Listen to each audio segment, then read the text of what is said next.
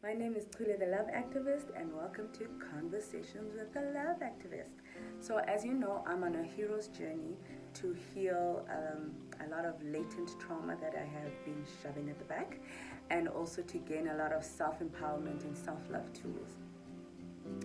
This episode will be talking about feminine needs, which we don't talk about enough. I had a very intense emotional experience that allowed me to realize that I had not dealt with the fact that I had a miscarriage of twins at 8 weeks. And I just took it as like, "Oh, it's not a big deal," when actually it was. And so stay tuned and watch how I unpack this experience and what tools I use to self-soothe.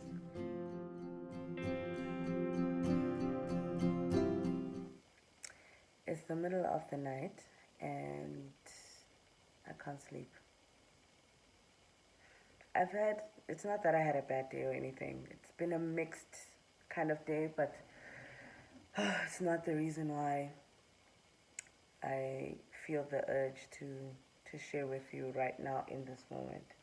So, as you know, I've been listening to this amazing audiobook called Ask and It Is Given by Abraham Hicks, who is a non-physical entity that speaks through Esther Hicks, who is a earth woman, physical woman, who is here. And basically the book is about how we came into this time-space reality to create. We are creators, and we came to enjoy ourselves, we came to have fun, how our emotions are our guidance system, and that we need to understand that they indicate where we are in relation to source, in relation to who we truly are. And so, for example, when you're feeling negative emotions, for example, self-doubt, it's an indicator, like on an engine light, that, oh, what I believe about myself and what source believes about myself, there's a gap there, and what I'm feeling is the gap. Fine. So the book has been teaching how to um, not manage your emotions, but how to listen better, how to reach for a better feeling place so that you can be in vibrational alignment with what you want and what you're trying to create, or what you are creating. Because as the book says, there's 3 steps to creation. There's the asking. So Kule experiences something that she doesn't like, and she goes, "Oh, I don't like that. I actually prefer this." There's an asking. Then source, energy, God, universe, Allah, whoever you refer to source as, answers. And then this is where we kind of get tripped up, is the 3rd step, where we receive. We struggle to receive because as the ball gets rolling, we throw resistance in the way. We go, I really would love a new house, but how's that going to happen? That's impossible. And we start manifesting the absence of the thing that we just, or the desire we just put out. Anyway, this is just a long-winded way of saying that I've been practicing to create this momentum of feeling good and prioritizing how I feel. Let me read you some great stuff just to set up where I'm going with this. So, for example, you, referring to us as us in physical bodies, you are naturally born appreciators. Appreciation and self-love are the most important aspects you could ever nurture. Appreciation of yourself and others. They are the closest vibrational matches to source energy. Um, Here's another good one. Unconditional love is about staying in connection with source regardless of the circumstances around you. And when you reach the better feeling thoughts, the conditions have to change. The more you maintain these good feeling frequencies, the more the law of attraction will deliver to you other thoughts, experiences, people, and things that match your practiced vibration. So I've been doing these amazing exercises on how to move up the emotional scale, um, from appreciation to enthusiasm, from enthusiasm, blah, blah, blah. And today I was doing my affirmations and practicing what is called the the rampage of appreciation, which is basically looking around you, finding something you can appreciate, and focusing your energy on that one object, person, smell, experience that you can appreciate, which will lead to more good feeling places. Basically, the point is to move you up in the emotional ladder of feeling good. And so I did that. I had, so much to appreciate. And in my appreciation, one of the things that I kind of focused on was the fact that I want to have another baby. And this journey of wanting another baby has been quite an interesting one. In fact, it's one of the main reasons why I started conversations with a love activist. So, just to give you a little bit of background about my fertility journey, if I can put it like that. When I was 27, I had my first pregnancy with a young man, which none of us were ready to bring a human person into the world. And so I decided to terminate. And unfortunately for me, it was a very bad experience. I had to go back, and so it's like I had 2 abortions in one. And I didn't really deal with that. I just kind of like, oh, that happened, and move on, just shove it at the back there where all the other things get shoved. And then I got pregnant then I met my husband, my then boyfriend, and we decided to make a baby, which is insane, but anyway. And I got pregnant with Malibongwe, and my pregnancy was littered with a lot of anxiety because I felt like I didn't deserve to have this pregnancy. I terminated a pregnancy. I damaged my body. In fact, I distinctly remember when I was having the abortion, when I had to go back the second time. And I'm like, this could really damage my body. This could really eliminate my opportunity to have children. And I was like, have children, disappoint my mom. I'd rather not have children if it means I'm going to disappoint my mom by coming with a pregnancy that, there's no real substance in the relationship to support this pregnancy. So even the way that God decided to comfort me when I found out I was pregnant, because we had been trying for a really long time, and then when we stopped trying, that's how we got pregnant. And 2 weeks when I found out that I got pregnant, I went to a praise and worship session at my church. It was like a Thursday, and we were praising and worshiping, and then the pastor or the worship leader asked, does anyone have a word? And then a lady comes up to the front and says, I don't have a word, I just have the song, Malibongwe igama lenkosi. And as we started singing it, God said, that's your child's name. And I went, but it's too early to name this person. It's too early. This pregnancy might not pan out. We don't know. And he said, that is the child's name, Malibongwe. And here I am with a 5-year-old Malibongwe. And then months later, after Malibongwe was born, I got pregnant again, unplanned this time, with twins, and I lost those twins at 8 weeks. And again, didn't process that, shoved that all the way at the back there, like, nope, it's okay. I'm not there. Yeah, it was a very strange time because I went in to get the womb scraping at Four Ways Life, and then 2 weeks later we were back at Four Ways Life. Mali was vomiting and had high temperature, and no one knew what on earth was wrong with her. And she was in hospital at 6 months old for 5 days. The worst 5 days a parent can experience. And I was just like, no, this is not this bad. Like, why is Quentin freaking out? Like, it's not that deep, bruh. Like, you need to just keep your emotions and shove them down like the rest of us do. So me and Quentin have been having this back and forth for years about having a second baby. He's like, hell no, nope, not doing it, not having it. And eventually he said, the real reason why I don't think we're ready for a second child is because there's all the stuff that you haven't dealt with.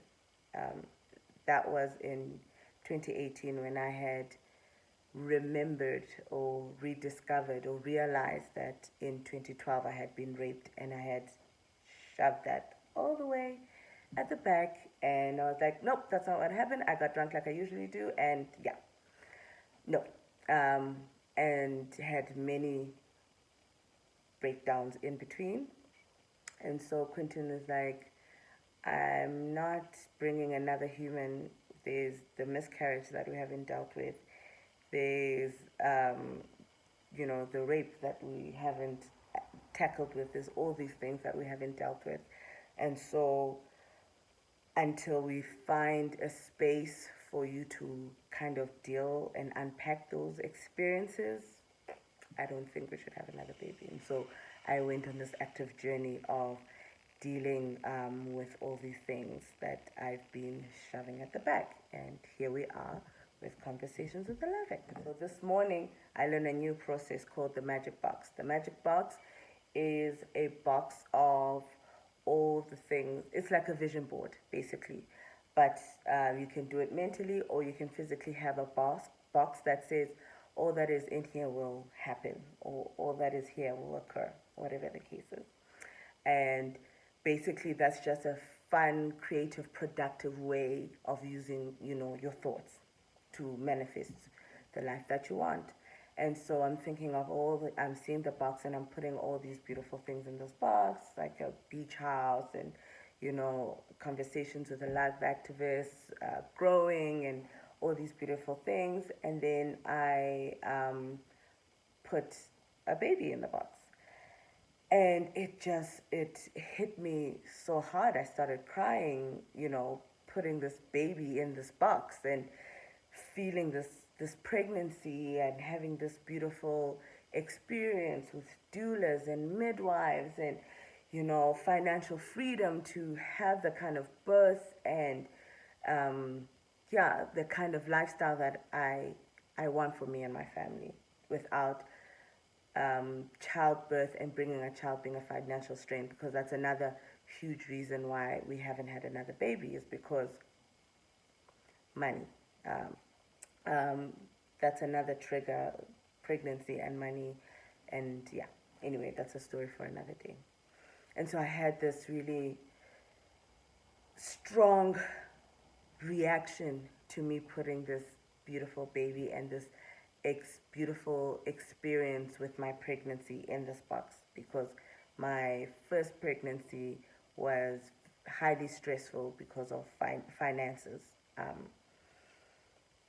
I go about my day, I'm doing my thing, and then I try to get a hold of a very good friend of mine. And this friend of mine is pregnant. In fact, I have three close friends who have struggled to fall pregnant in the past, who are all pregnant at the same time right now. It's a very miracle-filled time. So I'm trying to get a hold of this friend, and I'm at Akaparamisi. She's not reading my texts, and this fear just grips me that, has something happened? Are they at the hospital? Has something happened to her and the baby? And this yeah, just even talking about it, I'm just like, I hope nothing has happened to her. I hope nothing has happened to the baby. Please, please, please. Oh my God, I hope nothing has happened to my friend and her baby. I literally started having this numb pain that I used to have when I was still processing, um, the rape and the sexual assault. I just had this numb pain in my chest. I can still feel it now, right here. And I was like, okay, before I panic, I need to now use these tools that I've been acquiring. I need to get to a better feeling place because I know now that I'm really throwing a lot of resistance in my path, you know. And I started doing some appreciation exercises and all these things so that I can then go, okay, what was that actually about? What was that panic about? Like, you don't understand. It literally, this whole scenario flashed in my mind and it became so real. And I was like, I don't want to put that energy on someone that I love so much. So I really need to stop this momentum before it gets going.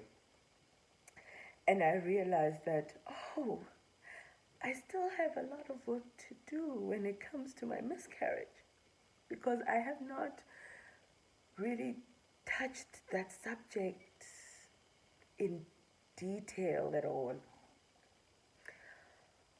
Um,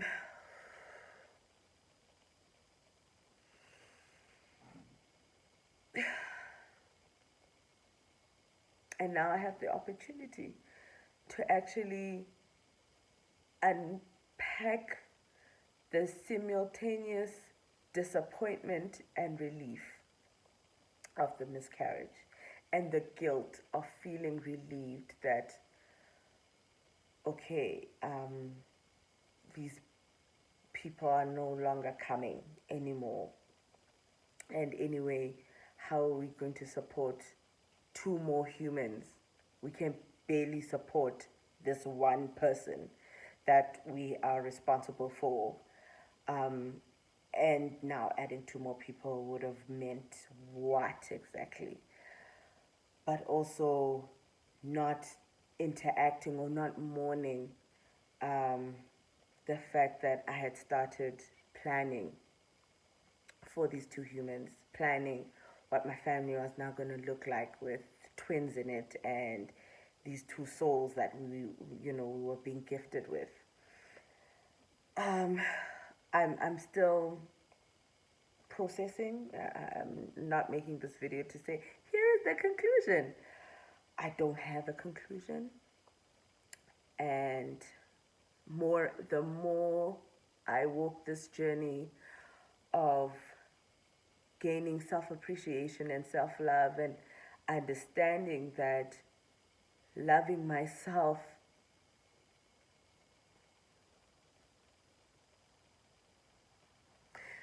that loving myself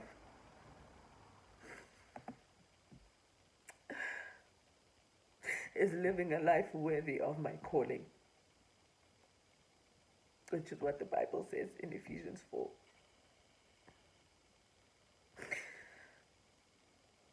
That this is what I came to do. That, and not unfortunately, I knew that when I came into this time-space reality, I would have these experiences. I'd have these contrasts. I'd have these clashes. And they would launch rockets of desire and preferences and specificity that, oh, I like this and I don't like that. And, oh, that's delicious. Oh, that doesn't taste so nice. And that figuring it out is part of the fun. We're taught to be so destination oriented. We're so taught to get there, just get there. We're not. We've forgotten how to enjoy the process and enjoy the journey. I love renovations.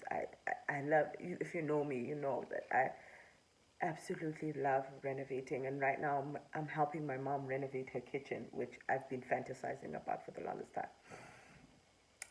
And driving to stone yards and looking at quartz and looking at paint swatches and going on Pinterest. I'm enjoying that so much. If I could just blink and create the perfect kitchen, that would be so doing, doing, doing. That'd be so like, oh, okay, and then what? But the steps to creating, like, oh, what if we put this combination of cabinets with this stone, and oh, what if we did this with the tiles, and oh, what if we did this with that? That is what life is supposed to be like. It's not supposed to be just about getting there. It's not just about getting to the perfect kitchen. It's about all the steps in between and savoring all the steps in between and going, oh, okay, I didn't choose the right paint color there. Let's go back and choose some more instead of focusing on, oh, I didn't choose the right paint color. Oh, I'm such an idiot. Oh, I suck. Oh, I should have known better. Oh. Anyway, I don't know. Friends, this is all very new to me. This sharing with you, this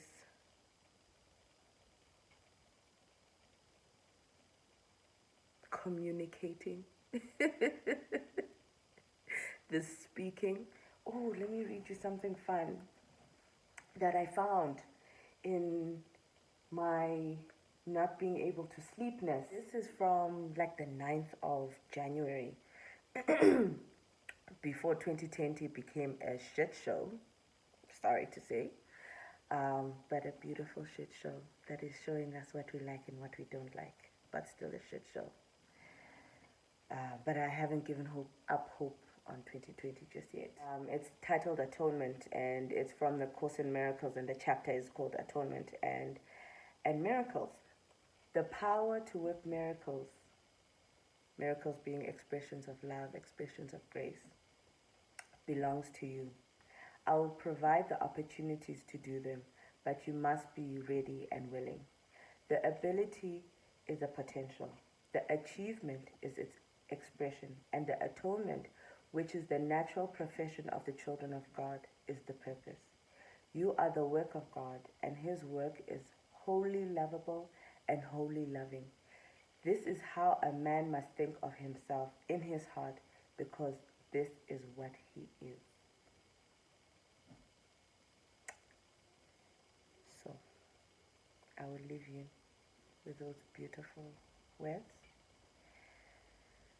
And we continue on this delicious, frisky, rocky, cloudy, sunshiny, misty, weird journey called life / my hero's journey / self-love journey / many things.